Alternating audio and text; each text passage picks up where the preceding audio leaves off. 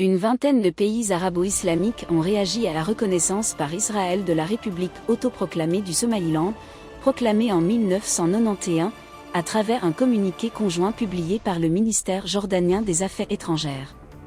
Parmi les signataires figurent la Turquie, la Jordanie, l'Égypte, l'Algérie, les Comores, Djibouti, la Gambie, l'Iran, l'Irak, le Koweït, la Libye, les Maldives, le Nigeria, le Sultanat d'Oman, le Pakistan, la Palestine, le Qatar, l'Arabie saoudite, la Somalie, le Soudan et le Yémen. Ces États ont estimé que la reconnaissance unilatérale du Somaliland traduisait un rejet catégorique de la décision israélienne visant cette région, située au sein de la République fédérale de Somalie, en raison des conséquences graves de cette mesure sans précédent sur la paix et la sécurité dans la région de la Corne de l'Afrique et de la mer Rouge, ainsi que de ses répercussions dangereuses sur la paix et la sécurité internationale. Selon le communiqué, cette décision reflète le mépris clair et total d'Israël pour le droit international.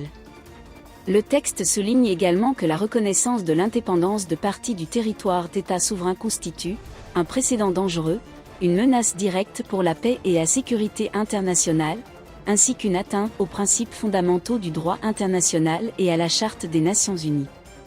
Enfin, le communiqué condamne, avec la plus grande fermeté, cette reconnaissance, la qualifiant de violation flagrante du droit international et de la Charte des Nations Unies, laquelle réaffirme le respect de la souveraineté des États, de leur unité et de leur intégrité territoriale. Force est toutefois de constater que le Maroc, les Émirats arabes unis et le Bahreïn ne figurent pas parmi les signataires du communiqué publié par la diplomatie jordanienne. Ces trois États sont signataires, depuis 2020, des accords Abraham conclus avec Israël. Une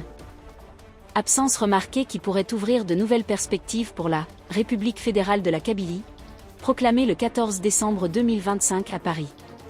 Pour rappel, le président du Mouvement pour l'autodétermination de la Kabylie, MAK, a engagé des canaux de dialogue avec des représentants des Émirats arabes unis et du Bahreïn en avril 2024 à New York, en marge de la déclaration de renaissance de l'indépendance de la Kabylie.